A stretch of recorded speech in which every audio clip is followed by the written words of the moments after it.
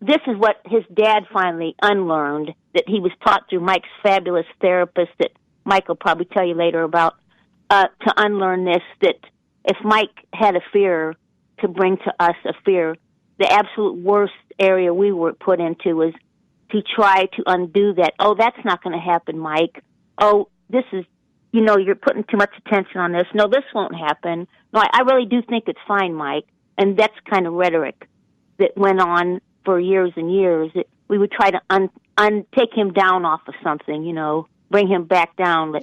Please look at this the way we're trying to explain it to you. This will not happen. And we found out that's counterproductive. We actually did. Well, it's not validating his feelings. So if he really believes something's going to happen, if he's genuinely and legitimately scared of something or believes something, and someone just saying, no, it's not going to happen, don't worry about it, it's not going to just go away in its head. It's right. Legitimately believes that. I had a client that was afraid to go to school because he was fearful of a fire alarm. And so he was afraid he was going to pull it himself? No, he was the loud noise scared him once, and so he was just afraid to go back to school ever because he was afraid the fire alarm would go off. And he built up this huge irrational fear where he was so petrified to go to school because he was afraid that there might be a fire drill. And then so the parents started to allow him to stay home from school just because he was so upset about it, which is completely wrong, because then he's learning avoidance is anxiety's best friend, but worst enemy, right? There you go. So the more you feed into it, the more it validates the fear that's irrational. And so then eventually the office was had agreed to pull this boy out of class when there was a fire alarm, just so that he felt safe to go. And then just by accident one day, I guess he was late to school and they didn't know if he was there or not, and the fire drill went off and he made it through it. And it took one succeeding. He got through it. He was so proud of himself, and the irrational fear subsided. And it's sometimes basically having, that they have exposure therapy and all sorts of things, because once you prove to yourself that you can get through it, then that irrational fear, it does go away, because you prove yourself that it's irrational, first of all. And fear is one of the hardest things to diminish in our brain, but when you prove yourself wrong, it's hard to, it tends to go away pretty fast too. So that's a good point. A lot of things. Mm-hmm. But so Mike, you were saying also, Mary, one more question, that you said you were so proud that he came onto the show. Is this yes, I very much am. This is out of his character, you would say? I'm really proud for the main big facts that my biggest pride issue here is that he has come so far that he's flipped it now, where he's put his attention and his focus onto people in a help type of realm. That's what we're extremely proud and happy about. Have you? Yeah, I've witnessed it. I've witnessed him running his support group. Right, it's great. Mm-hmm. I guess I would have never thought that, but I can't give enough snaps to the specialist that he was able to locate in Cleveland. Man is fantastic. He's a genius. And he just, wouldn't you say, Mike? Yeah, he definitely taught me all the tools and strategies which I thought were crazy at the time. To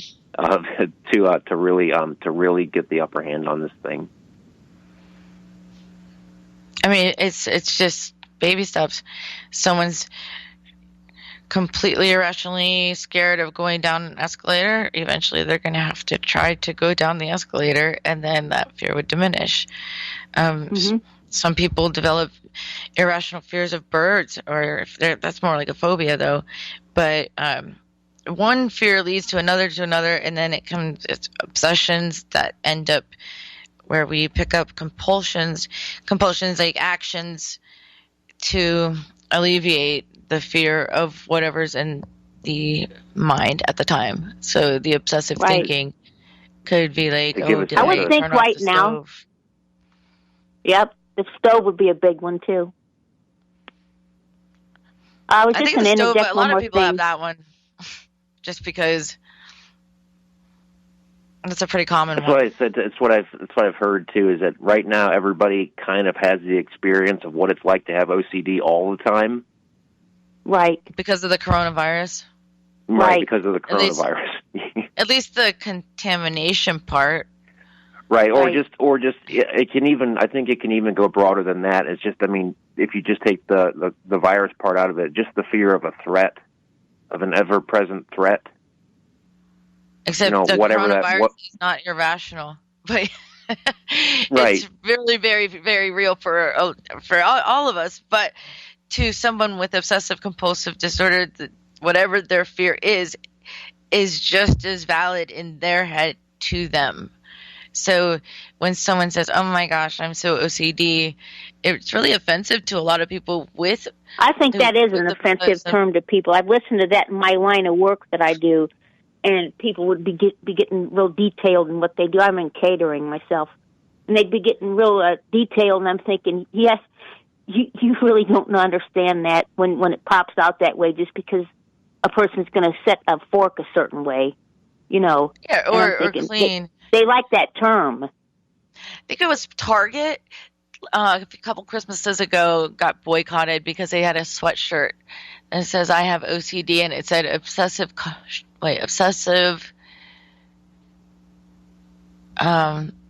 something along the lines of shopping. I saw an air freshener hanging on a rear view mirror in somebody's car recently. It said OCD, and then it said it spelled out in the acronym obsessive cat disorder. Oh. Yeah, and little things like that. I know. I guess they were a cat person or whatever, but little things like that. I mean, people don't mean harm when they say them. They don't mean them to be derogatory. But there's a lot of people that have mood swings and say they're having a bipolar moment, and that has nothing to do with what bipolar really is. And right, yeah, or you don't hear people walking around saying, "Oh, I've got a stomach ache. I'm so cancer." Oh my goodness! You know, you don't hear people saying that. You know, but that's the whole point of this show, is to end the stigma on mental health, so people can understand not only what everything really is, but what it feels like to be going through things like that. Because some of these things, to live with obsessive compulsive disorder or bipolar or depression or anxiety or schizophrenia, and so on and so forth, PTSD, it takes a lot of courage to get through. I mean, and it takes a lot. Imagine having auditory hallucinations all the time, hearing voices or seeing things that aren't there, and what kind of fear, like how scary that is for those people even, and it's not there, but it's very real to them. It'd be living in our own horror film, and other people are going to judge and say that people are crazy. But to me, I think that honestly, I give a lot of credit to people that live through that and try to make the best of whatever it is they're going through and do it with their head held high. And the last thing they need is a label or a judgment from anyone, because no one wants that. You're right about that. No one wants that. Nobody wants to have to go through that. And then but people are going to put them down and judge them for having to live like that and make the best of it. It irks me. I can get off my soapbox now, but it's actually time for our second break. Right, though. It's time for our second break. And Mary, thank you so much for calling in. Thank you. I really appreciate you having me on. I hope our mic didn't mind Mom chiming in there, but I don't think you did, fantastic. But it doesn't matter. I am so happy you did. Fantastic show, Mike. I could have embarrassed him more, but I didn't. Thanks so much for calling very nice in, though. Thank you. Pleasure talking with you. You too. Bye-bye. Have a great day.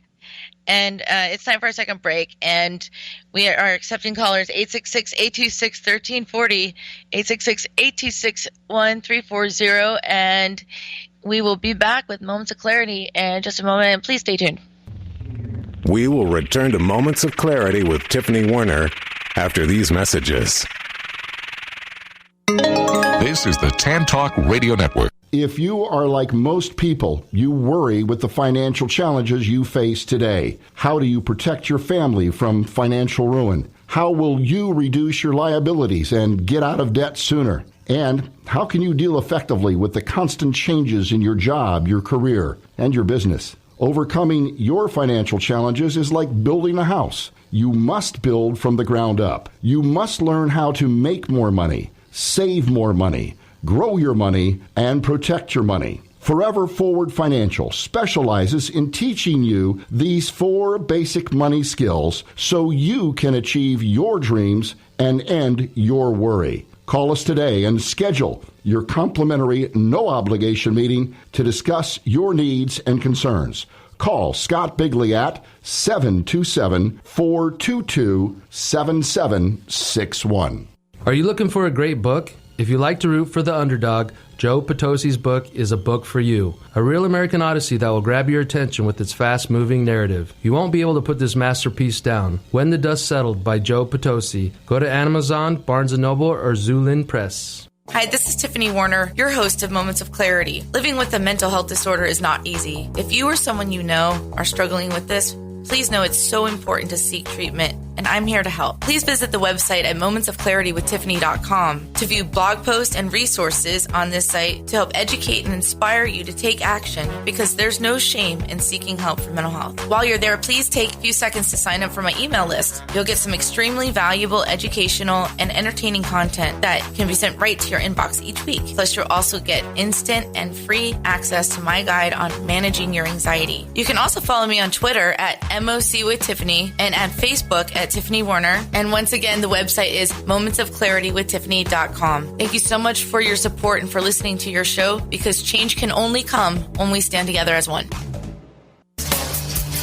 Hi, this is Tiffany Warner, your host of Moments of Clarity. I'd like to give a shout out to musician-songwriter Don Lawson, who wrote, produced, and performed all the vocals and instruments on my Moments of Clarity theme song. Don gained his inspiration as a mental health counselor himself. He's always looking for artists to record his songs, and you can hear more of Don's music at reverbnation.com/Don Lawson. You can also check him out on Twitter at Don Lawson Music. Thank you so much, Don, for your contribution to Moments of Clarity and ending the stigma on mental health. It's awesome.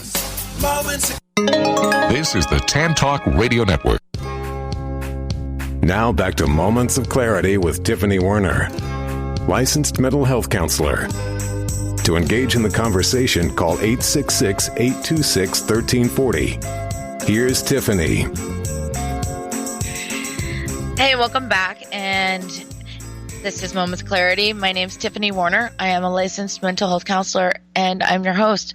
And today we are talking about obsessive compulsive disorder. And I'm sure a lot of people with anxiety, with everything that's going on in the world today, are a lot of people are getting triggered, and possibly their anxieties are getting worse, their obsessions are getting worse. And my guest today was diagnosed at age 13 with obsessive compulsive disorder, and now helps administrate a support group and a peer group every once a week, and does a lot of outreach to help people understand what their thoughts are and help them get through it. And he's a friend of mine, and I'm very proud of him. And welcome back, Mike Sizemore. Thanks again. So, Mike, and I want to welcome callers. Call in 866-826-1340, 866-826-1340. And so, Mike, what are some treatments that really work for you?